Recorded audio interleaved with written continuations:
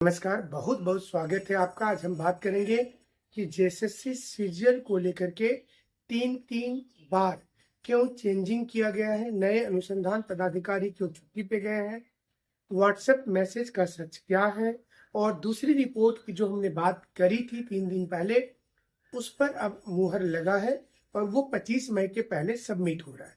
CID की दूसरी report क्या होगी, ये तमाम चीजों पर बात किया जाएगा। जैसा कि आप जानते हैं कि जेएसएससी सीजीएल ही सबसे बहुचर्चित मामला हो गया है और इसे लेकर सीआईडी की ओर से बार बार चीजों को बताया जा रहा है। पहले अमर कुमार पांडे जी को इसका जिम्मेवारी दिया गया था, जो पहला वाला चल रहा था सीजीएल का जांच, उसमें दूसरा रविंदर सिंह जी को दिया गया था और तीसरा अब डीएसपी दिलीप खलखो को दिया गया है। लेकिन दिलीप खलखो के छुट्टी के जाने के बाद अब उसका अनुसंधान करता 2 अन्य पदाधिकारी को सौंप दिया गया। यानी कि आप देखिए तो बार बार अनुसंधान पदाधिकारी बदले गए हैं, सभी की रिपोर्ट उसमें दर्ज की जाती है। जो अनुसंधान पदाधिकारी बताते हैं कि इस पूरे मामले में उन्हें क्या कुछ पता चला है।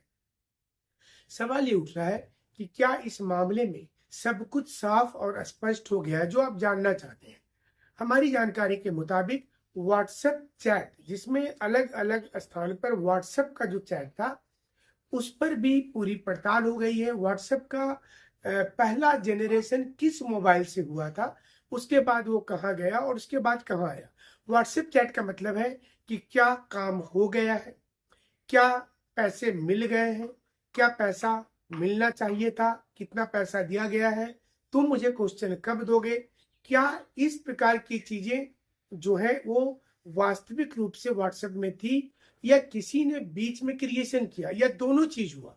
मान लीजिए कि एक मैसेज पहले से चल रहा था, कुछ लोगों ने अपने ही 2 मोबाइल से फिर वैसा ही एक नया मैसेज तैयार किया, तो दोनों पहलू पर सीआईडी ने जांच करके उसकी रिपोर्ट तैयार कर ली है। तीसरी चीज, एफएसएल की रिपोर्ट भी इस बार सबमिट होगी। जो एफएसएल की रिपोर्ट सबमिट नहीं की जा रही थी उसे भी सबमिट कर दिया जाएगा। तो जून महीने में जो सुनवाई होगी तब तक सारी स्थिति स्पष्ट हो जाएगी। जो याचिका करता है उनकी ओर से बार बार बोला गया है कि सीबीआई को जिम्मेवारी देनी चाहिए, लेकिन सरकार ये बताना चाहती है कि वो सक्षम है, उनकी जो सीआईडी टीम है वो सक्षम है।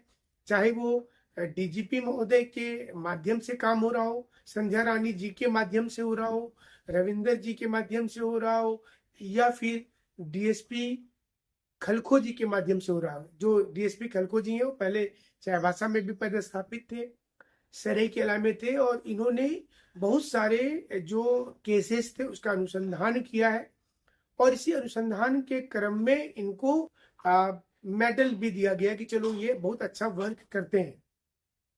इनको अब नया जैसे ही प्रभार दिया गया तो फिर इसमें 2-3 चीजों को भी समझना है कि टेक्निकल चीजें हैं इसमें।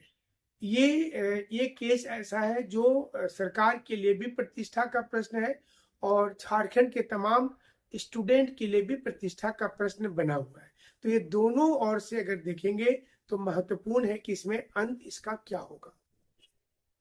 जेपीएससी को लेकर के पिछले कई दिनों से न्यूज आ रही थी। हमने एक पहले वीडियो किया था जिसमें हमने बताने की कोशिश करी थी कि हो सकता है 15 मई तक आएगा, और उसके बाद हमने ये भी बताया था कि जो जेपीएससी है उसके अंदर ईगो क्लैश भी चल रहा है, जो पूर्व में देखा जा रहा था।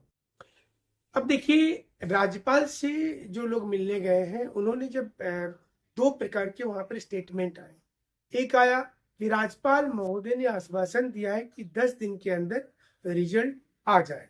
ये पहला स्टेटमेंट है। जो लोग अंदर गए थे वहां से जब बाहर आए तो उन्होंने ये मीडिया को बताया। तो 10 दिन का मतलब हो गया कि 17 से 10 दिन हो गया 27 मई का दिन।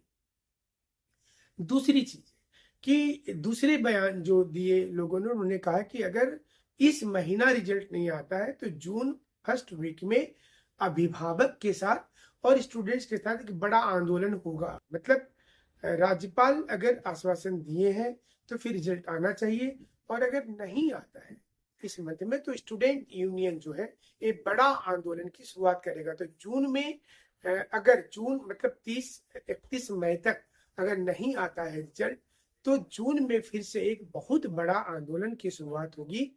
और इस बार जो है जयराम महतो जी की पार्टी वो सामने आ रही है। उन्होंने पूर्व में भी कहा था कि एक प्रकार से समझिएगा तो जेपीएससी पर दो ओर से प्रेशर पड़ा है। एक प्रेशर जिसमें राज्यपाल की ओर से फोन किया गया होगा, उनके जो अधिकारी होंगे वो वहां पर फोन किए होंगे, पूरा चीजों को जाने होंगे। हालांकि राज्यपाल महोदय के यहाँ से पहले भी उनको जानकारी मिली होगी क्या स्थितियां चल रही है। और दूसरा जो जानकारी मिला होगा उसमें ये चीजें होंगी कि जो मतलब रिजल्ट है वो नहीं आता है तो बाहर से एक प्रेशर बनाया जाएगा। और इसमें स्टूडेंट यूनियन जो है बहुत अच्छी भूमिका अदा कर रहे हैं और वो लगातार हर प्रकार से कोशिश कर रहे हैं कि रिजल्ट आनी चाहिए। पहले उनकी कोशिश देखिए कि बहुत बार उन्होंने पहले लेटर दिया उनको जेपीएससी को, उसके बाद धरना दिया, फिर भूख हड़ताल किया, फिर राज्यपाल के पास गए, फिर तो एक प्रकार से एक अच्छा प्रोसेस लेकर के वो चल रहे हैं। और हमें लगता है कि ये उनको निश्चित रूप से इसमें जीत मिल जाएगी। तो देखिए स्टूडेंट तो लगातार लिख ही रहे हैं कि झारखंड में हर दिन कोई नया वैकेंसी का नाम आता है, फिर वो उसका क्या हुआ पता नहीं चलता, दूसरा कुछ हो जाता है। बट फॉरेस्ट वाले एग्जाम को लेकर के हमें लग रहा है कि अंदर में काम चल रहा है जेपीएससी में और वो एग्जाम टाइम से हो जाएगा। और बहुत सारे लोग दरोगा को लेकर के बोल रहे हैं कि उसका क्या होगा, अभी एज उसमें डिसाइड नहीं है अपर वाला। बट हमें ऐसी उम्मीद है कि ये जो है बिहार में 37-38 वर्ष है तो वो मिनिमम यहाँ पर रहना चाहिए और सरकार को एज देने में कोई दिक्कत भी नहीं होना चाहिए। और अगली चीज कि दरोगा का हमने बोला है कि एक जून में शुरू कर रहे हैं ऑनलाइन क्लासेज और उसमें जितनी चीजें हमारे पास अवेलेबल होगी वो फ्री में जाएगा जितना चीज होगा। तो सारे लोगों ने मैसेज कर रखा है 9431156794 नंबर पर। उसमें हड़बड़ाना नहीं है, इरिटेट नहीं होना है कि मतलब हम अभी तक ग्रुप में क्यों नहीं जुड़े। एक ही साथ जुड़िएगा, टेंशन नहीं लेने का है। और मतलब कोशिश है हमारी और आप लोगों का सपोर्ट भी इसमें चाहिए, इसलिए थोड़ा सा पेशेंस रखना पड़ेगा। बहुत बहुत शुक्रिया, बहुत बहुत धन्यवाद।